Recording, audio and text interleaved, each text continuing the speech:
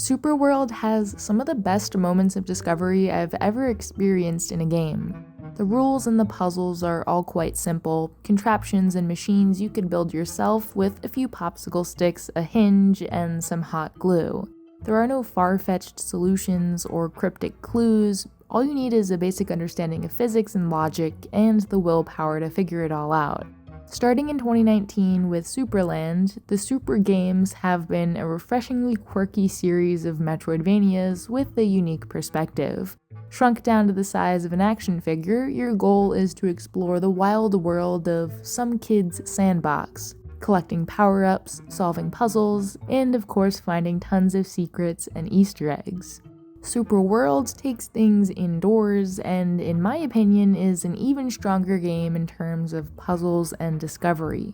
The devs sent me an early review code before the game launches into early access, probably towards the end of this month. They had August 15th as the tentative date, but ran into a localization bug that might push things back another weekish. So you'll have to hold on a little bit longer, but I can definitely say it'll be worth it. The first few hours of the game especially made me feel very clever, and each big upgrade lets you access more and more of this starting area. But this is just the beginning. The early access release contains Act 1 of the game, which is essentially the tutorial before the world really opens up and you get the classic Metroidvania setup of 4 waypoints scattered around the map that you can tackle in any order. So eventually we will be able to explore every corner of this room, from the floor to the ceiling, and I cannot wait. It took me just under 8 hours to finish, although I have dozens of secrets still to find, as this guy so kindly reminds me. Before I really get into it, let's talk about performance. The game is being developed in Unreal Engine 5, and it is a bit performance heavy, definitely more so than the first game, so be sure to check out the recommended specs before playing.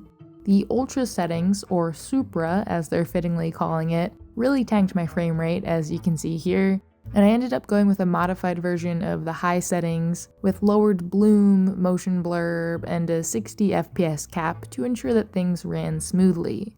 The game definitely didn't look as crisp for me as what's shown off in the screenshots, but honestly it might be time for me to upgrade my rig soon anyways. I had 2 or 3 crashes in later game areas, this magnet bugged out a few times, but I didn't have any noticeable performance dips when playing. Since Supraworld is a game about discovery and experimentation, I will be doing my very best not to spoil main puzzle solutions or show too much footage outside of the starting area, but feel free to just listen along if you really don't want to see anything. Metroidvanias are all about progression, right? Finding that critical upgrade, backtracking, and then rediscovering an area you thought you knew like the back of your hand. This game takes that to the next level, since you start off not even being able to walk.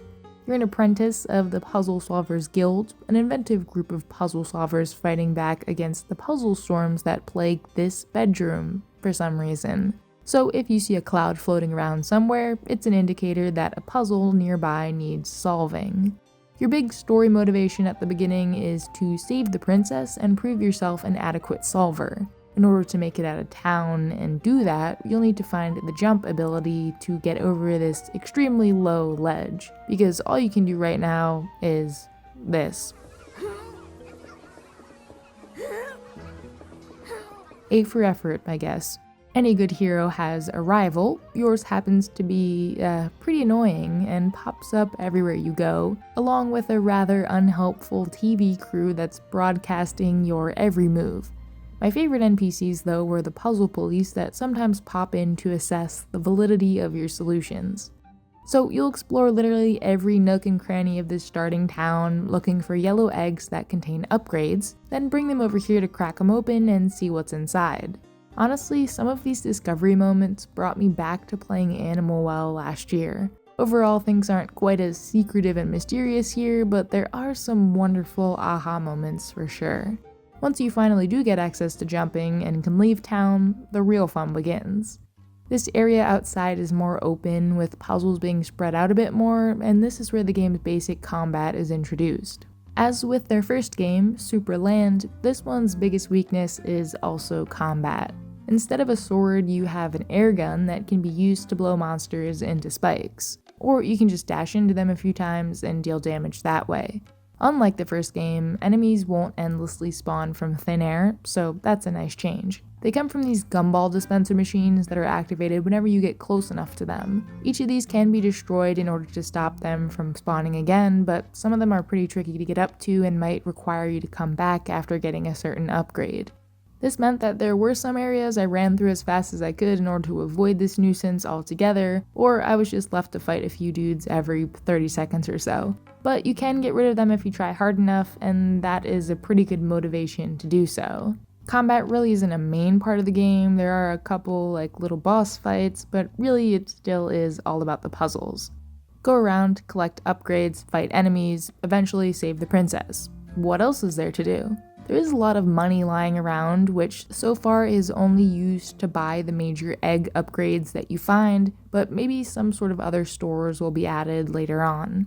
There are also these puzzle handbook pages that give you some pretty helpful tips about playing the game, especially if this is your introduction to the series. My favorite is this 1mm ledge one, a surprisingly useful tidbit if you ask me, because your character is basically a mountain goat and can walk on even the smallest of ledges. There isn't really much in terms of side quests. This guy wants you to find 6 pieces of hay, one of which I'm still missing, but everything else is just curiosity-driven exploration.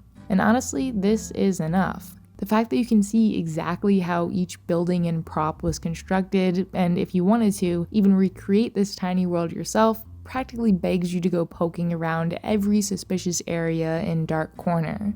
You need to examine these contraptions, sometimes from every angle, in order to figure out how they work and what you have to do in order to activate them.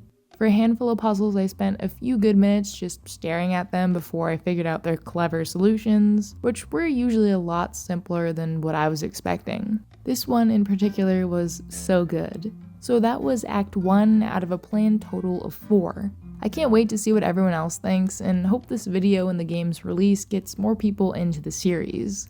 There's an estimated year to year-and-a-half timeline proposed for the early access period, so we still have a little while to go until we get the next acts. The devs have been very transparent with the game's progress online and in their Discord server, sometimes giving daily updates about the exact number of known bugs in the game, and really overall seem like they want to put the best product out there that they can.